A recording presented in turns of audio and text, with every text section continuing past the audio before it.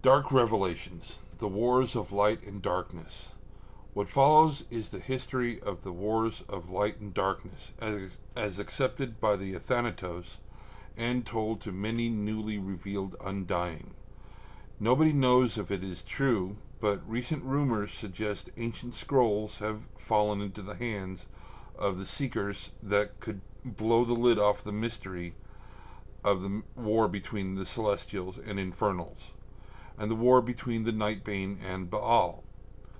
Outside of possibly a few members of the highest levels of the Seekers, however, nobody has access to the documents or knows the whole truth. All that is certain is that the Athanatos are as mysterious as the Nightbane, similar enough that they may be cousins to the rumored manifestations of the Formless Ones, but different enough to give pause to that theory as well. Their own sense of history makes the Athanatos tend to be very high and mighty and regard their own secret conflict as more important than that of the Nightbane. Consequently, the Athanatos look down upon the war with the Baal as somewhat trivial and expect others to accept the magnitude of their personal conflict, though none of them can offer any sort of evidence to support the validity of the beliefs that drives them. In fact, given the certain aspects of it contradict the commonly held origin of the Night Lords, many Nightbane in the know dismiss the Athanatos creation myth as drivel and pompous arrogance. The following is, in fact, little more than the Athanatos creation myth, loosely supported by a few connecting factors, but in no way corroborated by any known historical documents, and is contrary to many ancient texts and long held beliefs. It is prehistory that supposedly takes place centuries before the Nightbane first appeared on Earth, in the days leading up to the birth of the Night Lords, the vampires, and the Guardians, when the dark first made its presence known in the world. There is a war going on. It is a war of cosmic proportions that could affect the entire universe, and it is centered here on Earth and on alternate Earths in millions of dimensions. It is an eternal war, of which the battles here are but one small front. You may be familiar with the Nightbane and the Baal, or the shadow agencies of the former CIA, FBI, and NSA who employ psychics in their personal battles against the Preservers and the NSB. As you battle for day-to-day existence in the world of night, you should encounter many creatures, the Nightbane always alone and searching for answers they may never find, whose innermost soul, loves, passions, and fears are etched upon their unearthly countenance. The Guardians, creatures of light who are as inhuman as they are just, demons from the nether realms of Hades and Dival, which some call hell, as well as creatures of the astral plane and darker, more mysterious places. There are also vampires and their shadowy minions, and then there are the Baal, the Night Lords who rule this planet from the shadows through their avatars and puppets. It is they who threaten the existence of all who live on this planet, and it is they who must be defeated. Like any war, you may find yourself forming unusual alliances that under most circumstances you would never consider. But as you live your life, fighting for whatever cause you choose, know that you, me, the Nightbane, even the Baal, are but symptoms of a greater cancer. The war I speak of is the war between the forces of light and darkness, good and evil, and you, whether you like it or not, have just been recruited to one side or the other. Welcome to your worst nightmare. This war has raged for eons and rages worse than ever in these nights as doom criers, psychics, and those who simply need something to hold on to.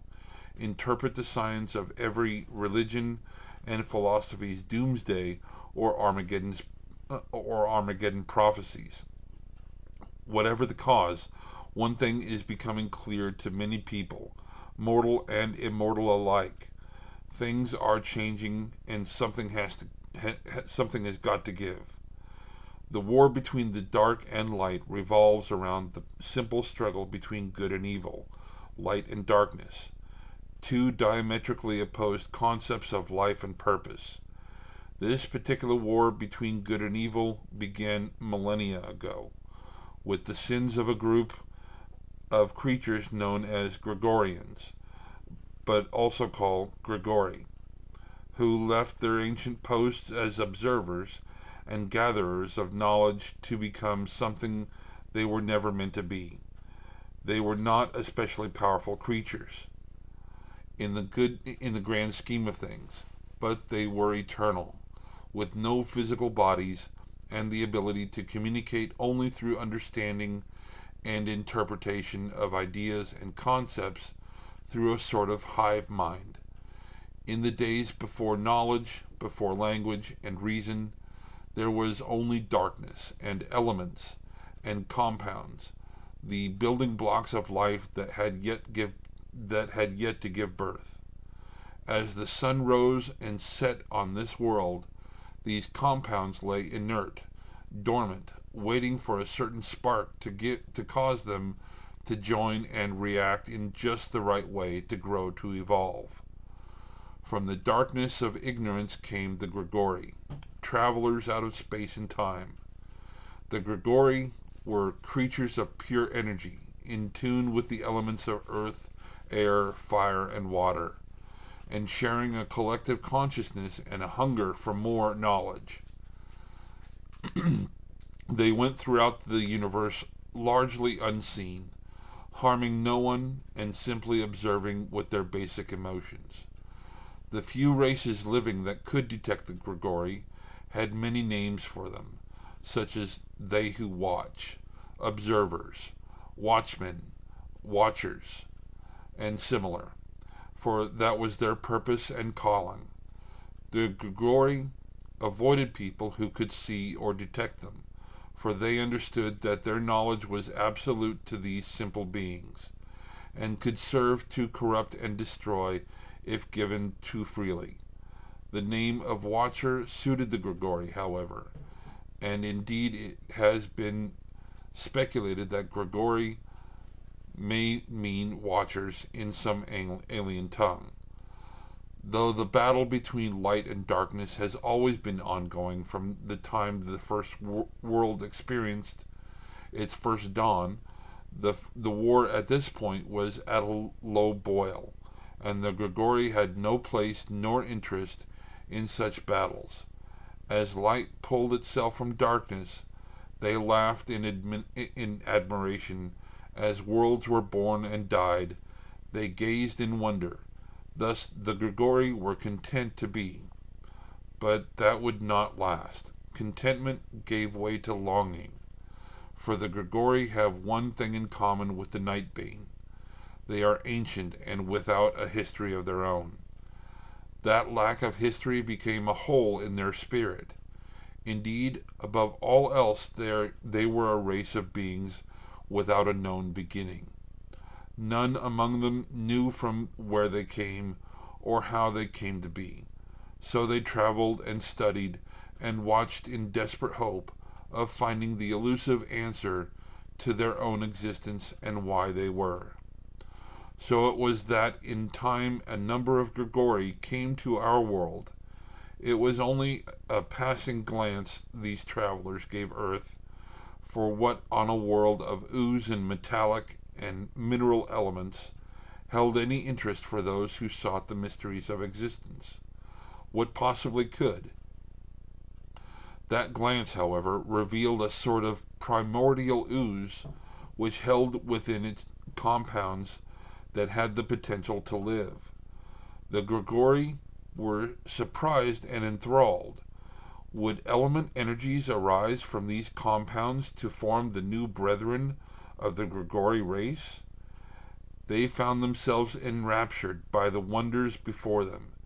It was with great bated pause that they perceived physical forms at long last pulling themselves from the slime of creation, taking first to the waters and then crawling hesitantly upon land. The creatures were not energy, were not akin to Grigori, but were fascinating nonetheless. For creation of new life from nothingness is the rarest of wonders. So the Grigori watched for millions of years as ooze turned into beast and beast into sentience. Perhaps, thought the Grigori, in time, the evolution of this world might reveal the secrets of their own existence. Never before had a group of Grigori spent so long observing a single planet. Never before had one held such wonder for them. Perhaps this was the tragedy that lured them to their downfall, for the Grigori became so fascinated by the creature that came to call itself human, that they discovered deep within themselves desires they had never known existed. They were nevertheless irrepressible. The Grigori for the first time ceased to worry about the corrupting influence of their vast knowledge and became almost obsessed with desire to be among the humans in order to observe more closely, but also to guide and teach them. Perhaps these desires were fostered out of wonderment or fascination. Perhaps they were born from some buried sense of parental responsibility. It is not inconceivable that the Grigori came to cherish these tiny mortal beings. The Grigori suddenly found they didn't want to wait hundreds of millions of years longer for the humans to evolve into perhaps something like them. The question remains, were the Grigori hungry for an answer, or bored but unable to move forward without one? Whatever the reason, the Grigori felt within them the kindling spark of that which became a burning desire to teach and guide. They came from their distant posts throughout the cosmos to be among the humans. The fact that the humans were not advanced enough to communicate with the Grigori was a cause for consternation. At first, the Grigori were content to be near to the creatures. In time, however, they discovered subtle ways to manipulate the humans. At first, though, brief whispers and impressions, then through dreams as they discovered the psychic potential of the humans.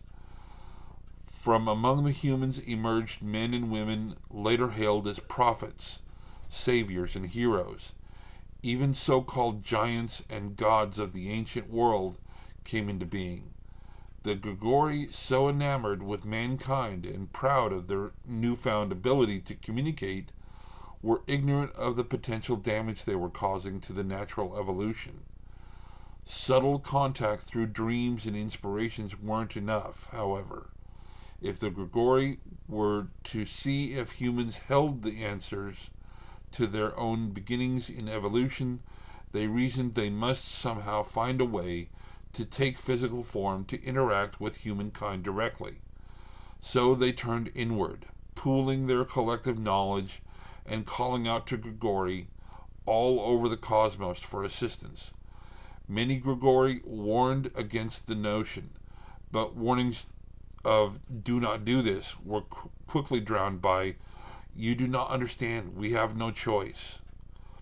The Grigori from other worlds, who had not yet been exposed directly to the wonders of what was taking place on Earth, understood their brothers' excitement, but still warned in favor of caution. The damage that could be caused here, they argued, was potentially disastrous to their race and the universe at large. Fortunately, the earthbound Grigori finally conceded and agreed that only a certain community of humans should be exposed to them.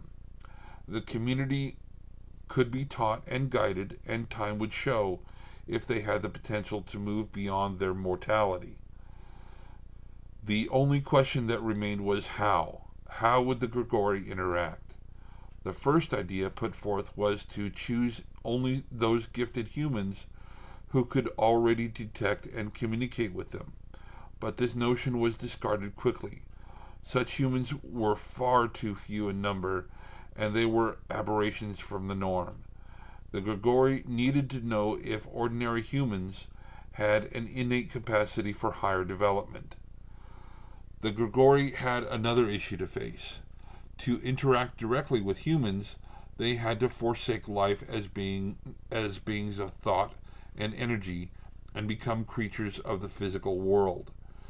The Grigori discovered that by stoking the sparks of any one of the four basic elements and then combining this heightened nature with the nega element of death, they could achieve physicality.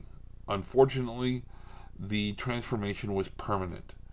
There was no way back to a Grigori's natural energy form once the transmutation was undertaken.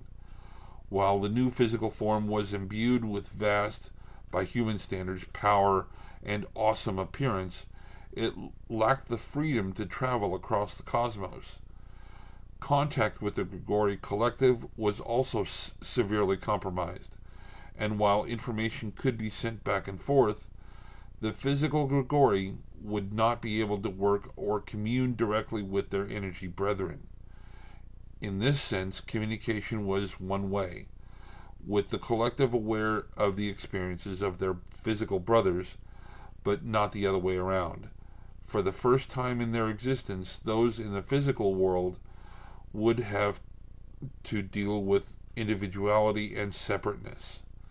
Not a single Grigori in the history of the race had ever experienced this state of being, and none could predict how one might deal with the separation. Though there are two things, however, that the Grigori could not have known to take into account in their preliminary studies and preparation: human sensation and emotion. The first Grigori to set foot upon the earth were immediately overcome by the intensity of physical sensation. Sight, sound, smell, taste, hearing, and overtaken by the new sensations, they fell into a coma from which they would never awaken. It seemed more preparation was necessary, and the collective returned to study, but expedited study, for they could not risk the bodies of their brethren being found by mankind. Before long, a second delegation of Grigori came to the world, led by a powerful and charismatic individual who called himself Belial. These Grigori spirited away their comatose brothers and hid them away from the world. Then the newly transfigured Grigori turned towards their new mission.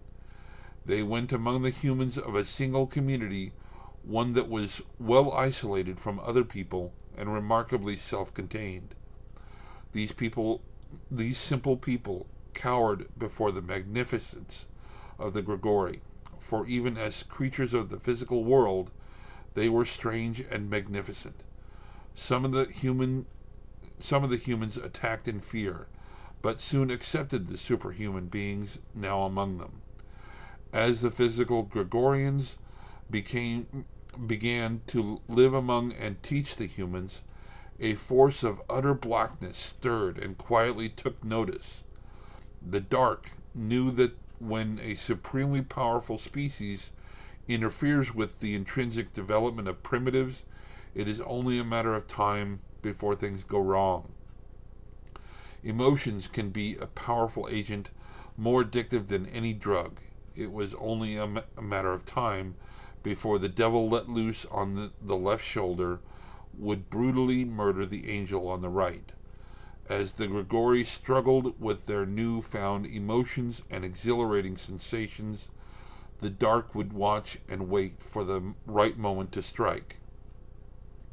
The signs of trouble came early, but were somehow missed or ignored by the vast majority of their race.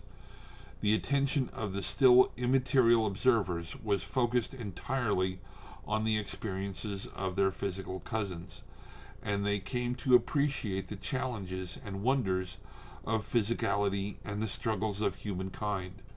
Those who walked among men taught their mortal pupils to imagine and build. Under the guidance of Belial, the first civilization came into being.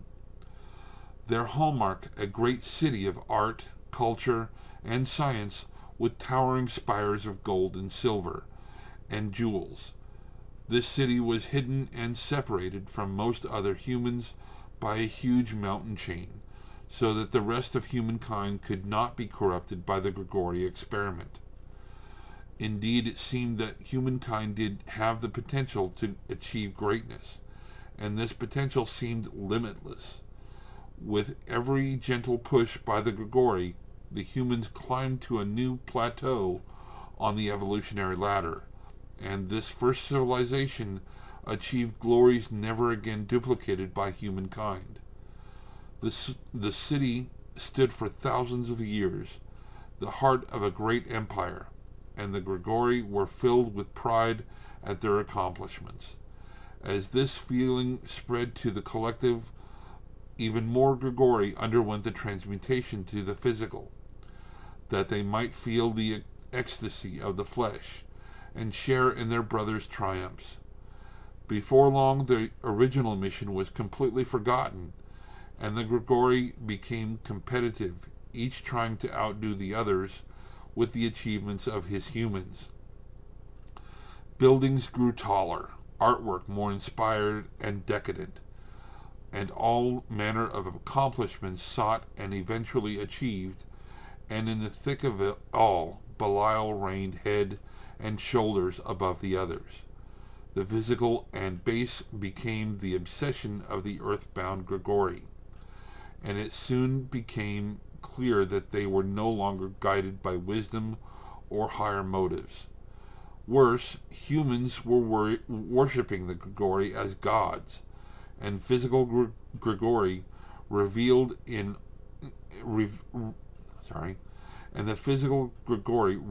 it. Particularly Belial, who had set himself up as king of all gods and ordered a lavish palace built in the heart of his city, where he could reside and adjudicate the affairs of both men and Grigori. In their pride, they who walked among men even accepted credit for the creation of the world and began to call themselves Grigorians.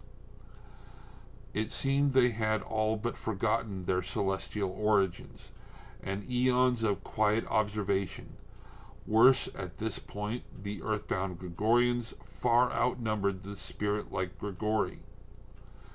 The remaining members of the cosmic collective sent forth a cry for assistance to the rest of their race, but help was too slow in coming.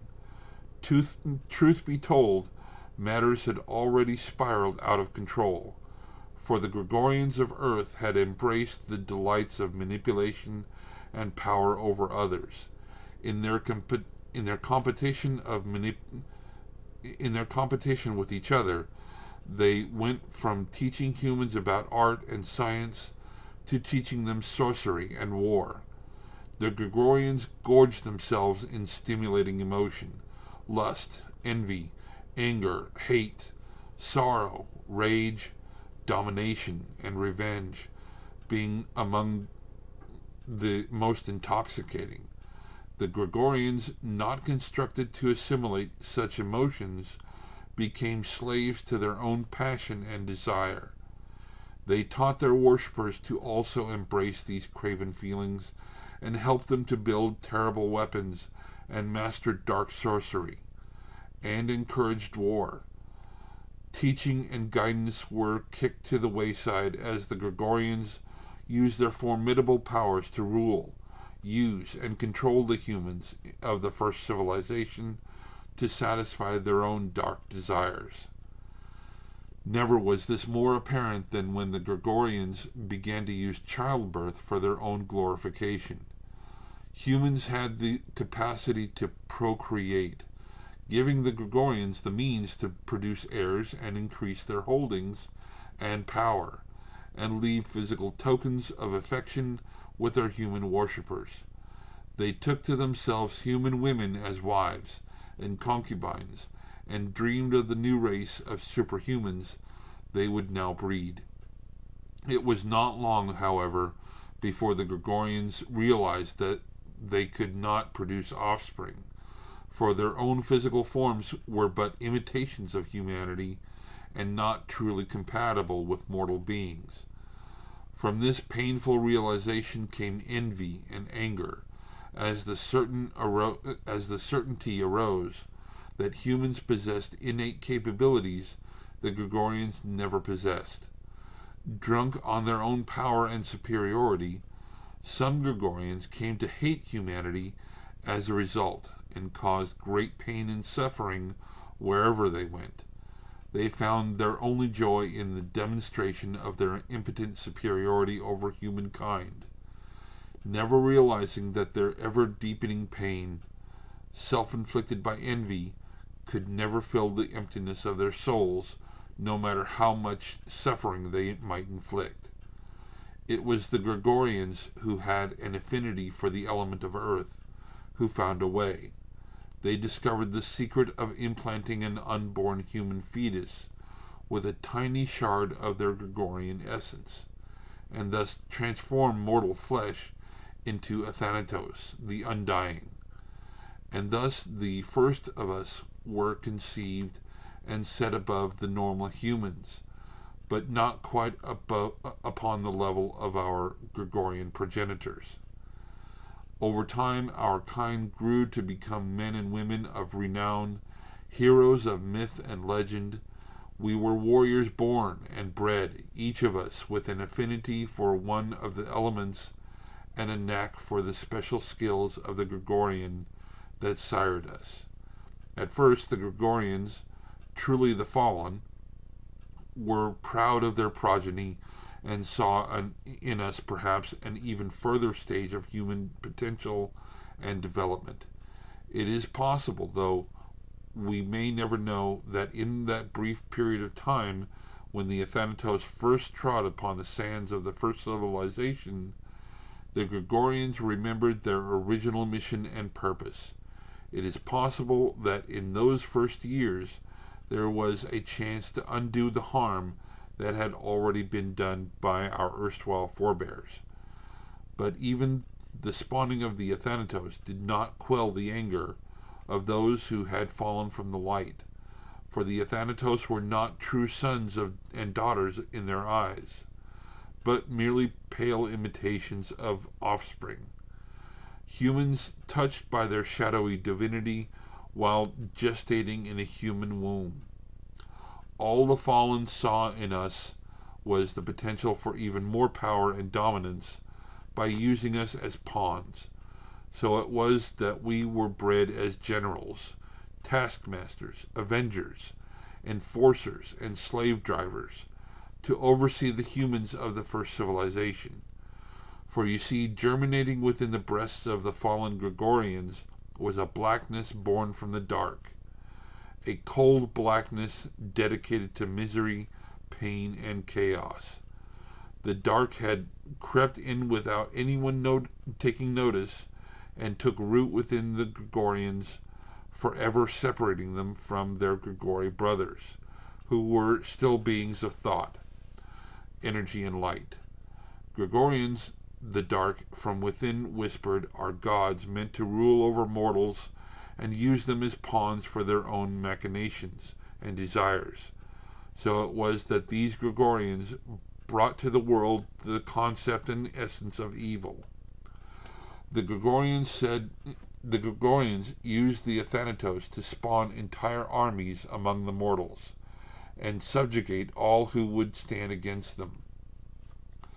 Immortals even in physical form, the Gregorians found they could not kill one another, so it seemed the violence and hate would have to be felt by their human surrogates throughout the ages. Yet, while the dark laughed and armies clashed, there remained some Gregorians who were not overcome by the temptation of the flesh.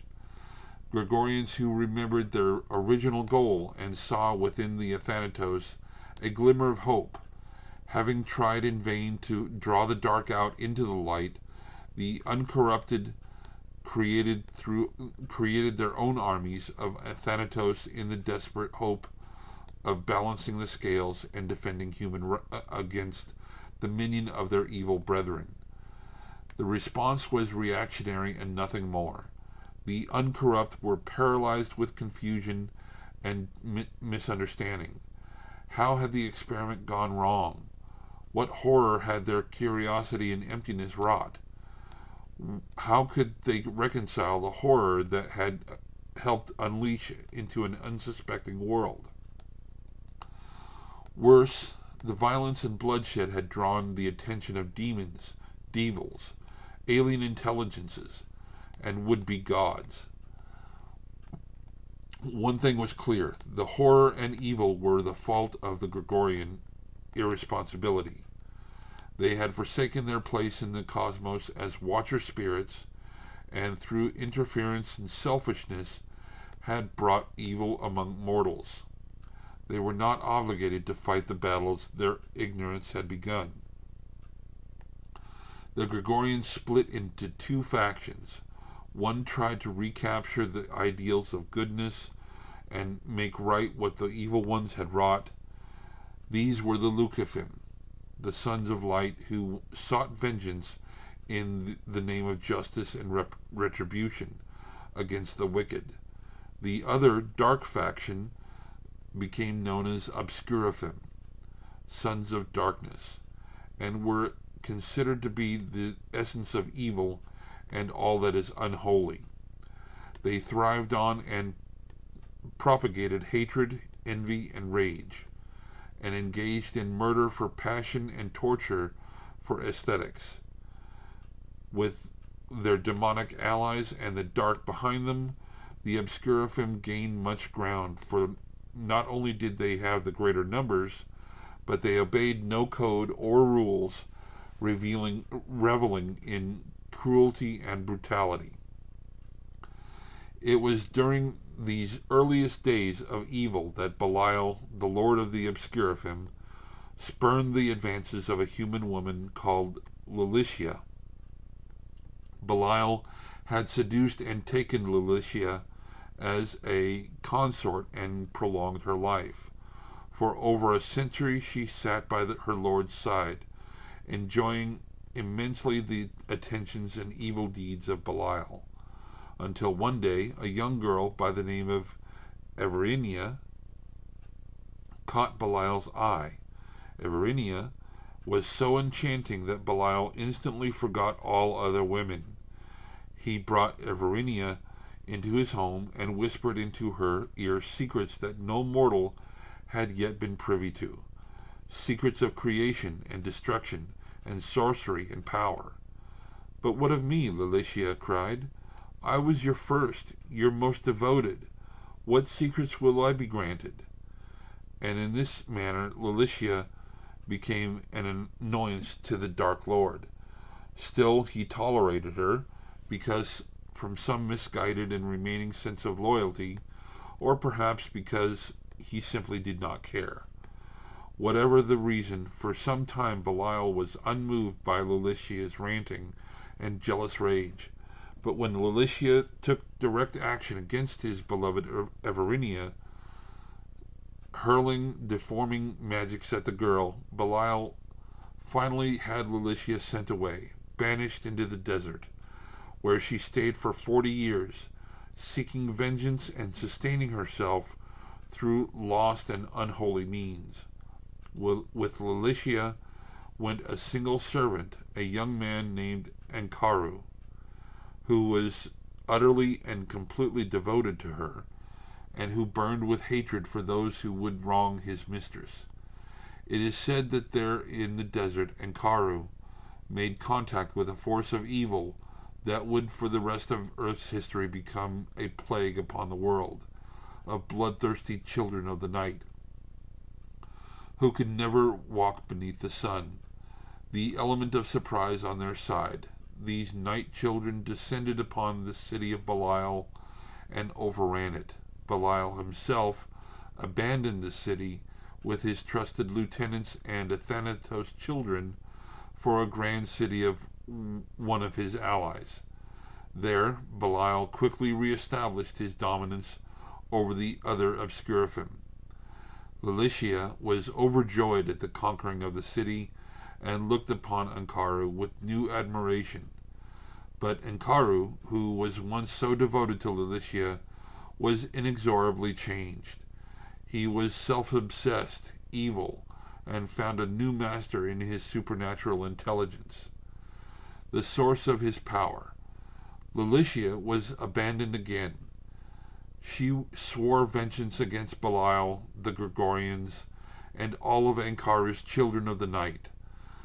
But after Belial was driven from his city, she faded into the shadows, directing her powers in more subtle ways. She let the children of her former servant roam free to feed and wreak havoc as they would, so long as their concerted efforts did not draw so much attention that her dark actions were discovered and she be punished before she could have her vengeance. In time, Belial gathered up a great army and retook his city, driving the undead children of the night into the mountains where they cowered from the light of day and came down to steal babies in the dead of the night. Many of the more clever undead hid among the people of the city, living quietly and feeding in secret, awaiting the day when Belial finally fell and the world would be theirs. Soon it came to pass that Everinia was with child, and whispers of her infidelity circulated through the Gregorian ranks.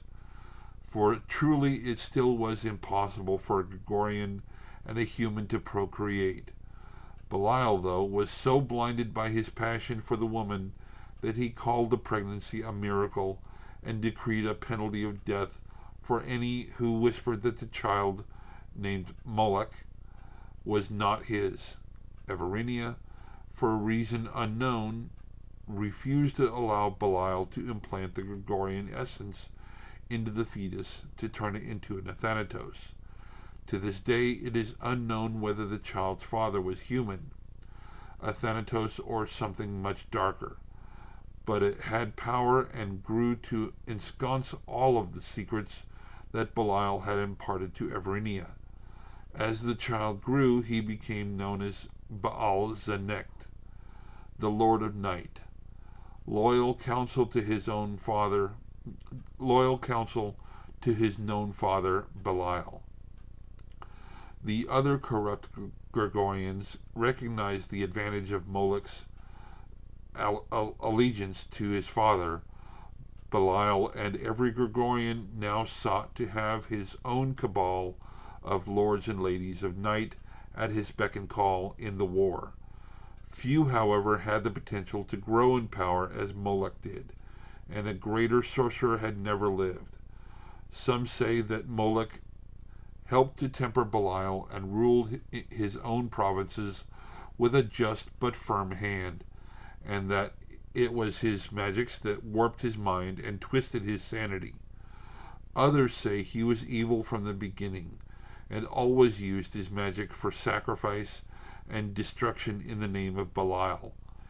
It is possible that none will ever know for certain what is known as that Moloch stood beside his would-be father Belial to learn all he could from the Gregorian king. Truly, it seemed that all was doomed to be lost for the Leucophim, and the hosts of the dark would overrun and consume the world as a final blow. The corrupt Gregorians began to recruit other humans into their service, men and women of great power who could be instructed in the darkest arts. These human sorcerer kings and queens came in time to rival even the Gregorians in power, and queens and slowly, gradually, gently, the dark began to court the direct attentions of humans. The Dark saw the fatal flaw within the Gregorians' ranks and knew that while they were a beginning, they were not the means to an end. The Gregorians were without focus, simply enmeshed in their emotions and decadence. The Dark knew where the beginning of its new regime lay.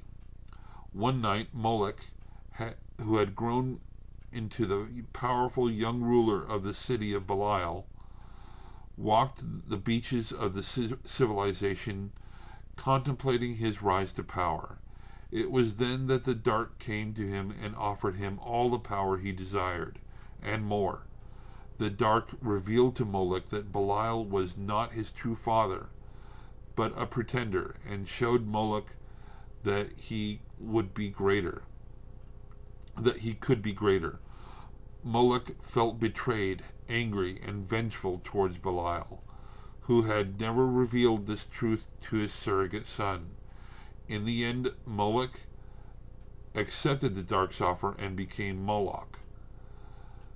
Elsewhere, deep in the desert, the woman Lilicia sat in bitter exile. For years she had been hunched there, calling upon the darkest of arts to preserve her youth and beauty. For decades she sat, biding her time and waiting, letting her fate fester until finally the dark forces she called upon took notice, and a tiny voice in her head spoke to her. The voice was barely a whisper, but she heard it as clearly as she had ever heard anything. "Go to Moloch," it said. "Seduce him and win his heart, and all that you desire will be yours." Lilicia came out of the desert, reborn as Lilith. Lilith gathered her meager possessions and journeyed back to a city of decadence and sin, where women like herself were used and degraded for the pleasures of men.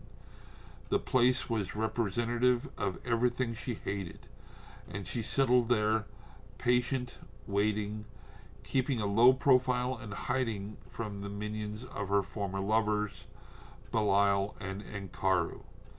Using her magic, she warped the minds of a poor family who came to believe that Lilith was their long-lost daughter, and took her into their home. Belial's forces were constantly spreading, and soon it became to pass that Moloch was the ruler of the city. Late one night, Lilith looked from her window and saw Moloch walking the streets alone without fear. She was astonished by the power that emanated from him. He was the man who would overthrow Belial and take hold of this civilization as his own. If she played her cards right, she could sit by his right hand as his queen. It didn't take long. Lilith, a mistress in the arts of seduction and matters of the heart, won Moloch easily. He took her into his house, keeping her hidden from his mother and Belial. Lilith, already practiced in the dark arts, took to Moloch's teaching quickly and became Baal like him. And then, in the night, Lilith crept into Everinia's bedchamber and murdered the woman. Using her powers over reality, she did away with the wounds and made it appear as though Everina had died in her sleep. She returned to Moloch's side and quickly learned to use her powers to disguise her own features so that Belial didn't recognize her. Slowly, she planted the seeds of dissension in Moloch's mind.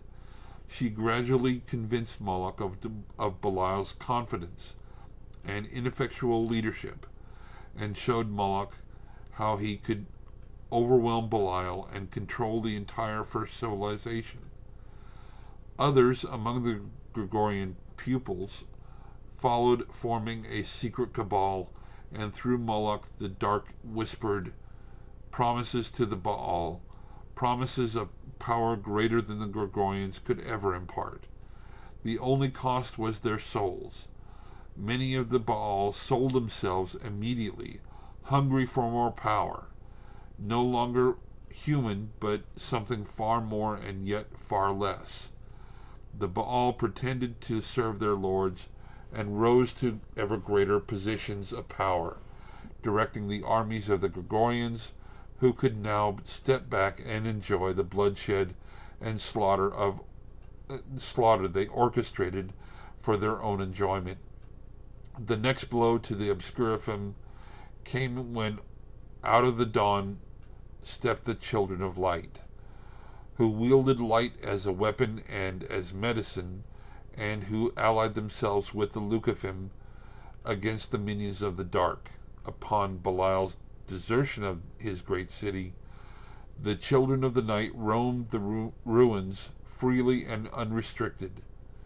Human men and women were kept in pens, enslaved, bred, and used as cattle and entertainment. Then one night it was said that a blinding beam of light struck down from the heavens, destroying most of the children of the night instantly. Out of this radiance came the children of light, who rode from the skies in strange vessels of energy and claimed to serve the eternal enemy of the dark, a force that came to be simply known as the light. They poured out into the great city, and at that moment the leader of these children of the light swore an oath to hunt down the children of night wherever they might bear their fangs. The time for Lilith's vengeance was at hand. As the Lucaphim made a stand with their new allies by their side, other forces of light came to their aid to stand against the minions of darkness in a great war that spilled over into countless worlds across the Megaverse. The remaining Grigori, now very few in number, helped to direct the war from far above the earth by sharing tiny tidbits of their own knowledge with the forces of light. They were desperate to undo damage their kindred had wrought, but this seemed unlikely, and even their direction of the forces of light served to accomplish little more than evening the odds and balancing the scales once more. But what price was paid for balance? Violence and bloodshed, with neither the good nor the evil gaining ground. And before long it seemed all traces of life would be wiped from the cosmos, one world at a time. And then something incredible happened. One day, the Baal simply vanished. Without their warlords and most powerful sorcerers, the Obscurifim panicked, and at that moment of panic, the forces of light moved upon them in a great and concerted final attack. In a fevered frenzy, they cut through the legions of darkness, one rank at a time, driving the hosts of night before them, concentrating them to the very center of the civilization. A perimeter was set, and the forces of darkness were trapped and under siege. The greatest puzzle was how to utterly defeat the corrupt Gregorians, who were immortal and unkillable. Great sorceries came into play, and new incantations designed to destroy the Obscurifim were unleashed, but nothing worked. It was then that the Baal returned, walking with brevity and cockiness into the ranks of the Lucaphim. They demanded to meet with the Gregorian and Athanatos generals and offered a solution. With the unlikely alliance cemented, a great and powerful spell was designed.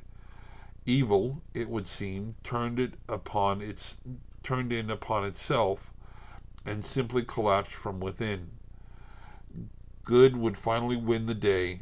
At the last moment, however, the Baal betrayed their erstwhile Lucaphim allies and ever so subtly altered the incantation. A great flood of magical waters rose up and covered the entire civilization. And as it did so, the Baal took flight for higher grounds where they would be safe. The magic of the waters, however, drowned all of the humans and Athanatos to the last, and as the stories tell it, utterly dissolved the first civilization until nothing was left, not even a trace. The Gregorians, good and evil, were banished forever.